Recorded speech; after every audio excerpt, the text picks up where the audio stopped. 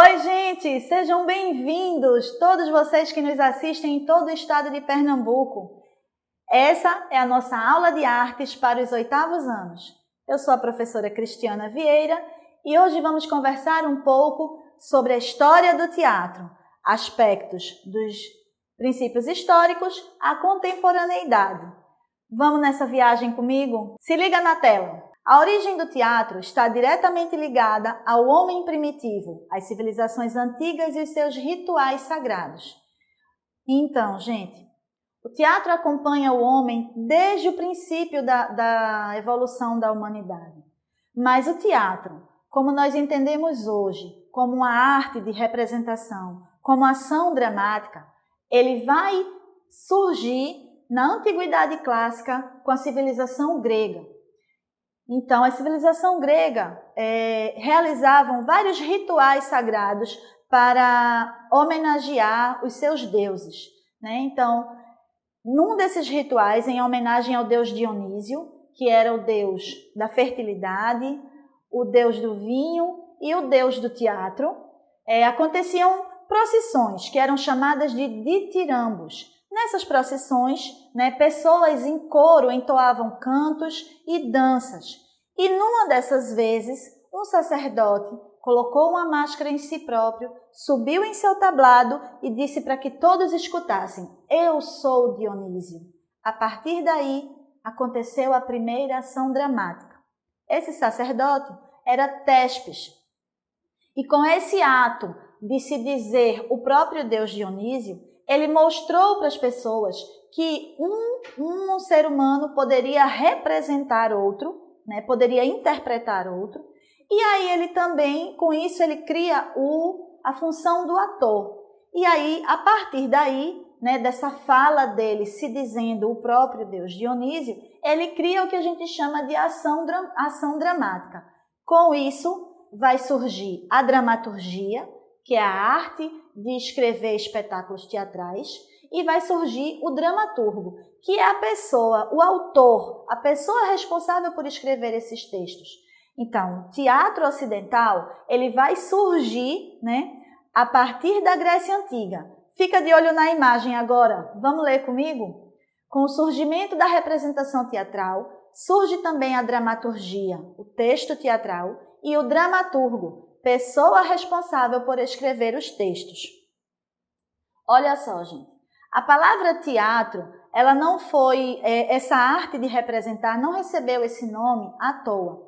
A palavra teatro, ela vem da palavra grega theatron, que é uma palavra originária, dos verbos ver e enxergar. Então, a palavra teatro significa lugar de onde se vê. Os gregos, ainda na antiguidade, quando surgiu a ação dramática e as representações passaram a acontecer de fato, feita por atores, eles começaram a trabalhar na construção de espaços físicos destinados especificamente à representação teatral. Com isso surgiram os teatros gregos, que eram construídos ao ar livre, em locais abertos, geralmente em terrenos com grandes encostas, porque eram feitas arquibancadas dispostas de maneira semicircular, aproveitando as encostas para fazer o declive das arquibancadas. Isso era bom para a plateia, porque de qualquer lugar que se sentasse se conseguia ver e ouvir bem o espetáculo. Então fica de olho na imagem que vocês vão ver, a gente está vendo aí, como era um teatro grego na antiguidade clássica. Então tinham todas as arquibancadas, o espaço central, que era o palco, ele é onde ficavam os integrantes do coro, onde as pessoas cantavam e dançavam. Atrás, nesse espaço mais escuro que vocês estão vendo na imagem, era chamado o proscênio. Então, durante as representações de teatro grego, quem ficava no proscênio era o líder do coro. E atrás dele, essa construção que vocês veem em 2 níveis aí, era o cenário. Então, inicialmente, a construção era de madeira e depois ela passou a ser feita de pedra. E esse era o espaço que os atores tinham para trocar de máscara ou para trocar de roupa e voltar para o espaço da frente do palco para fazer as suas representações. Então, no teatro grego, os atores eles interpretavam usando máscaras grandiosas que ajudavam, né, na impostação da voz, ajudavam na acústica e fazia com que todo mundo conseguisse ouvi-los, mesmo o teatro sendo num espaço aberto e mesmo sendo tão grande, mas aí todos conseguiam ver e ouvir bem o espetáculo graças à arquitetura da época, né? Graças a esses recursos da arquitetura da época. Vamos continuar. Olha só, depois que os gregos começaram a construir os espaços físicos destinados à representação teatral, durante toda a história da humanidade, esses espaços continuaram sendo construídos e foram sendo modernizados e hoje nós temos grandes teatros com muitos recursos para a produção e para os próprios atores. Mas é importante vocês entenderem, né, que hoje a palavra teatro ela se refere a duas coisas, ela pode ser usada como referência para duas coisas. Uma delas, ao espaço físico destinado para a representação teatral ou para espetáculos de maneira geral, sendo shows musicais, coisas do tipo, né? Como também a palavra teatro se refere à arte da representação, à arte do fazer teatral. Então, é uma palavra usada para definições diferentes. E aí eu trouxe para vocês essas imagens que eu quero que vocês prestem bastante atenção a partir de agora, imagem na tela para vocês, do Teatro de Santa Isabel. Esse é um dos teatros mais importantes, mais antigos e mais famosos aqui de Pernambuco. Fica aqui em Recife, na nossa capital, né? Ele foi inaugurado em 1850, depois de um período de 10 anos de construção. E na foto da esquerda, vocês conseguem ver uma imagem da frente do Teatro de Santa Isabel, da fachada do teatro. E na foto da direita, vocês conseguem ver uma imagem de dentro do Teatro de Santa Isabel. Então, ao fundo você tem o palco, né, onde as cortinas estão fechadas. Nas laterais, você tem a parte dos camarotes e no centro, as cadeiras da plateia, do público em geral. Então, esse teatro, por que eu trouxe essa imagem? Porque é importante vocês conhecerem. É um dos teatros mais antigos do nosso estado, um dos mais antigos do Brasil e é um dos mais importantes de Recife, tá? Gente, o fazer teatral, ele precisa, né, de uma grande equipe, ele precisa de muitas coisas para acontecer. Mas, né, como elementos da linguagem teatral. Então, fica de olho nessa imagem agora e vamos ler comigo. Para o teatro existir, são necessários apenas 3 elementos básicos: o ator, o espaço e o público. Então, olha só, o ator é quem interpreta, quem representa um personagem. O espaço é o lugar onde se realiza a ação dramática, que pode ser um espaço fechado, um teatro construído especificamente para essa finalidade, ou pode ser um espaço aberto, como uma praça pública, ou até mesmo um espaço alternativo, como uma escola, uma sala de aula, ou qualquer lugar. Se acontece uma ação dramática realizada por um ator, é o espaço da encenação teatral. E o público? O público são os espectadores, a plateia, as pessoas que vão assistir à representação teatral. Como o teatro é uma arte que se faz ao vivo, para o teatro existir é necessário que exista essa relação entre o ator e o público, e ela acontece ao vivo. Então, tendo o ator, o espaço da representação e o público para assistir, já existe teatro. Mas outros elementos também são importantes para esse fazer teatral. E aí a gente vai ver agora. Antes, deixa só eu mostrar para vocês, voltando na imagem dos elementos da linguagem teatral, vocês têm aí essa foto maravilhosa, que é de um espetáculo pernambucano chamado Histórias Bordadas em Mim, representado pela nossa atriz Agrinês Melo, e da companhia teatral o Poste Soluções Luminosas. Então, esse é um dos grupos de teatro de Pernambuco, daqui de Recife, e a partir de agora, em cada imagem que vocês forem visualizar junto comigo, a gente vai ter uma imagem de um espetáculo ou de uma companhia teatral de Pernambuco, para vocês poderem perceber, né, a variedade das nossas produções e para vocês poderem ver que o teatro pernambucano ele tem uma produção muito rica. Então vamos lá, essa foto é linda, esse espetáculo também é maravilhoso e vamos seguir, tá? Olha só, outros elementos são também necessários, né, para que o espetáculo teatral aconteça. Então, quais são eles, né? O cenário, figurino, iluminação, maquiagem, sonoplastia. Então, preste atenção nessa imagem agora. Existem também outros elementos que compõem o espetáculo teatral. São eles: cenário, que é todos os objetos que estão no espaço da representação teatral e servem para ambientar o público sobre onde aquela ação dramática acontece. Se é numa casa, se é no meio da rua, se é durante o dia ou à noite. Então, o cenário ele ajuda a plateia a entender onde a ação dramática acontece. O figurino é tudo que o ator veste em cena, é toda a roupa que o ator veste referente ao seu personagem. Então, o figurino é super importante. Ele ajuda o público a entender um pouco daquele personagem e ele também ajuda o ator no seu trabalho de composição para interpretar aquele personagem. Além do cenário do figurino, a iluminação também é bastante importante.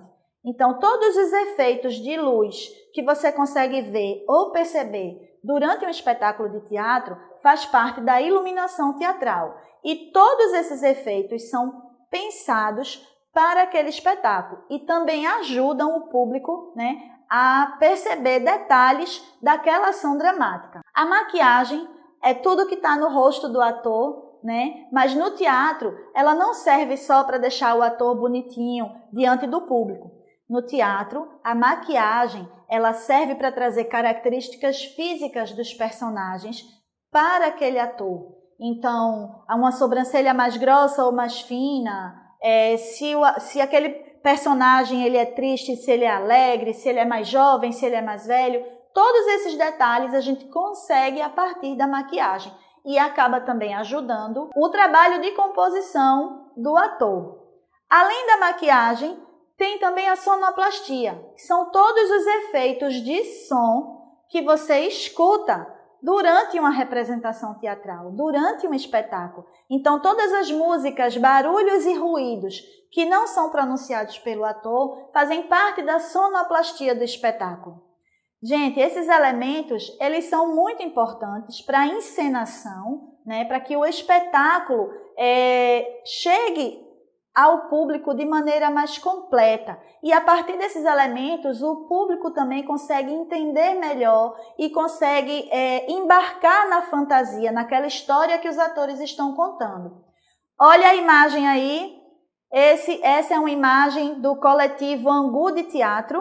É uma outra companhia de teatro pernambucano. O coletivo é daqui de Recife, né? Então são atores pernambucanos que formam esse grupo e estão sempre trazendo espetáculos e representações belíssimas para o nosso palco. Bom, continuando, além dos elementos, né, dos elementos visuais, dos elementos da representação teatral, existe também os gêneros da representação teatral. Vamos ver na imagem, leiam comigo quais são eles. A tragédia, que são histórias onde quase sempre terminam com a morte do herói. A comédia, histórias visam o riso do espectador. A farsa, ela mostra situações exageradas, situações cômicas exageradas. O drama, onde as histórias trazem situações de ação, mas trabalham muito mais as emoções dos personagens. O melodrama, onde as histórias trazem o drama de maneira mais romântica.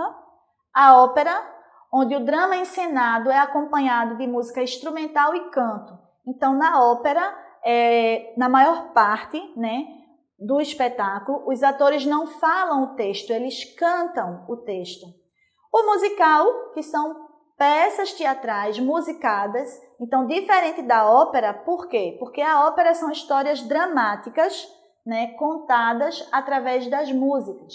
E nos musicais, eles podem abordar outros temas, não só histórias dramáticas, podem ser histórias infantis, histórias alegres, divertidas, cômicas, onde os atores falam, mas também cantam e dançam.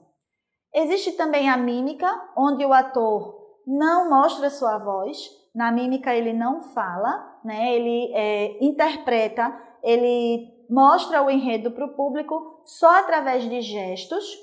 E o auto, que são histórias geralmente que abordam temas religiosos, mas a maioria tem uma intenção moralizadora, né? E utiliza também elementos cômicos. Então, no auto, sempre tem a moral da história, sempre tem uma lição a ser aprendida no final da história. Um dos autos mais famosos que todo pernambucano, eu acredito, que conhece, é o Auto da Compadecida, que foi uma obra escrita pelo grande Ariano Suassuna e que é escrita como peça de teatro, mas já virou minissérie, já virou filme, né, e retrata a vida do sertanejo, mas retrata também a fé do sertanejo em Nossa Senhora e traz uma lição, né, no final da história, traz a moral da história. Então, esses são os gêneros da representação teatral. Dentro desses gêneros da representação teatral, a gente não pode esquecer de falar sobre o teatro infantil. E o teatro infantil em Pernambuco, gente, vem tendo uma produção cada vez maior. O teatro infantil em Pernambuco traz hoje, né, espetáculos lindos, que é muito interessante de assistir. Então, fica de olho aí na tela que eu vou mostrar para vocês. Vamos ler comigo. O teatro infantil em Pernambuco, ele surge, né, no Brasil e em Pernambuco no século XIX.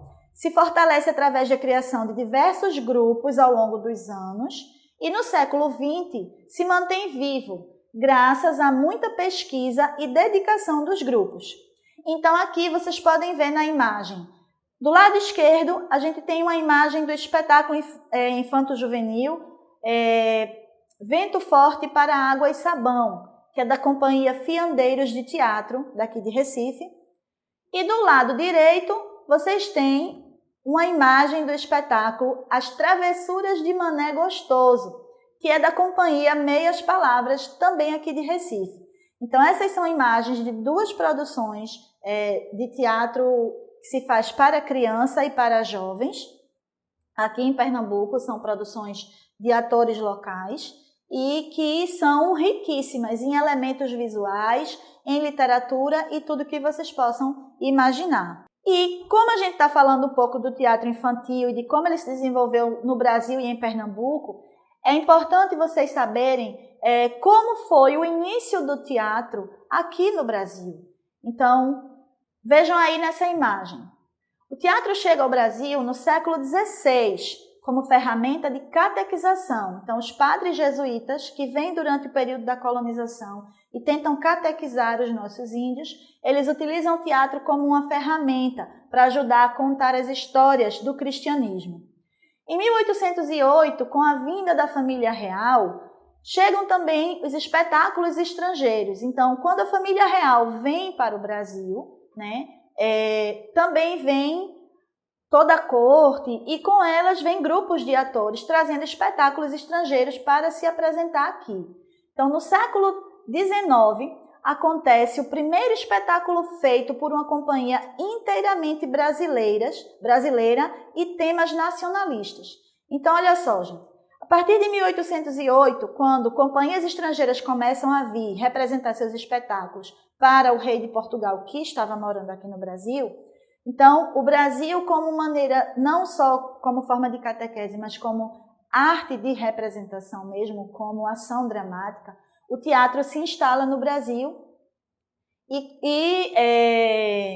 aos poucos vai tomando forma e vai começando a ser estudado e realizado, ainda por portugueses e brasileiros, depois por brasileiros, mas o primeiro espetáculo puramente brasileiro, genuinamente brasileiro, só vai acontecer no século XIX.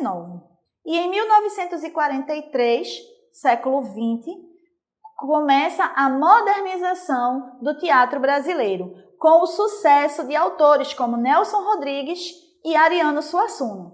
Então, durante o movimento modernista, que revitalizou, digamos assim, toda a arte brasileira, o teatro ele não teve uma participação muito forte durante o movimento modernista. Ele ficou mais esquecidinho, mais quietinho. E aí, em 1943, quando espetáculos do pernambucano Nelson Rodrigues surgem, trazendo uma proposta de cenário completamente diferente de tudo que se fazia até então, e trazendo também um texto que trabalhava com questões que as pessoas não gostavam muito de abordar na época, então ele começa a ser muito comentado, a fazer sucesso, e a partir daí começa a modernização do trabalho do teatro brasileiro, e a partir daí, o palco brasileiro vai se transformar num grande espaço de experimento, onde vários grupos teatrais, vários autores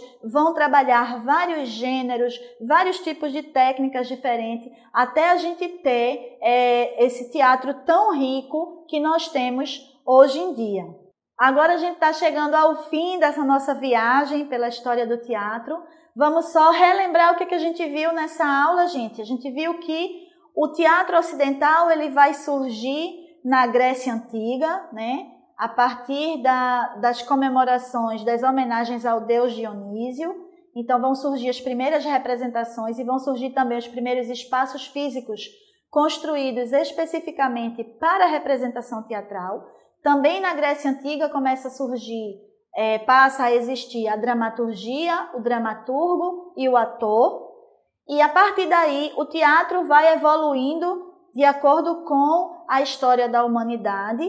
Então a gente viu que para existir teatro precisa ter, o espetáculo teatral se faz de vários elementos como cenário, iluminação, sonoplastia, maquiagem, figurino, mas para existir o teatro de fato, 3 elementos são fundamentais: o ator, o espaço e o público, porque a arte teatral se faz do contato ao vivo entre o ator e a plateia. E nós também vimos um pouco dos gêneros de representação teatral, que são a tragédia, a comédia. Esses 2 gêneros surgiram ainda na Grécia Antiga, Aí depois vieram a farsa, o drama, o melodrama, a ópera, o musical, a mímica e o alto. Então, eu espero que vocês tenham gostado, mas antes de me despedir, eu quero deixar para vocês uma citação da nossa grande dama de teatro, dessa atriz maravilhosa. Então, olha na tela, lê comigo. O teatro e a educação devem caminhar juntos. Educar não é só ensinar a ler e escrever, é ensinar a pensar e sentir o mundo de outras formas. Fernanda Montenegro. Então, com essa reflexão, a nossa aula de hoje fica por aqui. Eu espero que vocês tenham gostado. Eu adorei ter esse tempinho com vocês. Até a próxima, gente. Tchauzinho!